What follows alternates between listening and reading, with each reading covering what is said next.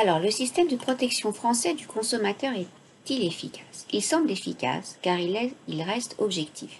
Il dépend à la fois des autorités publiques et d'organismes associatifs privés. D'autre part, il est basé sur un droit qui évolue en même temps que la société. Effectivement, il y a beaucoup de choses qui n'existaient pas avant et donc on s'adapte. Quel est le principal objectif de la loi Hamon de mars 2014?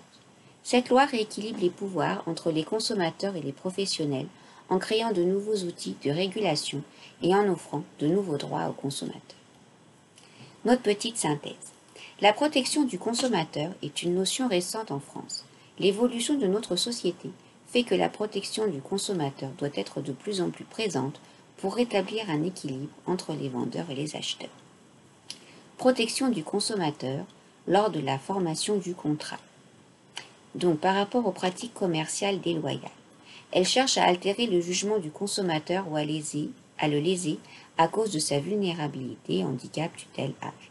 Elles sont jugées contraires aux exigences de la diligence professionnelle. Pour se prémunir contre ces pratiques déloyales, le consommateur bénéficie de droits. Droit à l'information sur les prix, sur la nature, un délai de rétractation avec une réflexion et interdiction du refus de vente. Cette pratique commerciale est encadrée par le Code de la consommation. Il y a des sanctions si jamais les entreprises sont déloyales, 2 ans d'emprisonnement, 300 000 € d'amende et publication du jugement. Donc ça, c'est au moment où on forme le contrat. Et ensuite, lors de l'exécution, une fois qu'on a acheté le produit. Donc les obligations du vendeur envers le consommateur. La sécurité. Donc les produits doivent présenter les conditions de sécurité auxquelles le consommateur s'attend. Une garantie légale de conformité.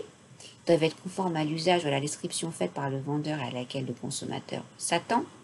Une garantie légale des vices cachés. Il est donc tenu de garantir les défauts cachés et non perceptibles du produit au moment de l'achat. Donc, c'est en fait pour lutter contre les clauses abusives. Elle vise à créer un déséquilibre entre les droits et les obligations des parties, par exemple, clause limitative de garantie, de responsabilité, de modification intégrale du contrat.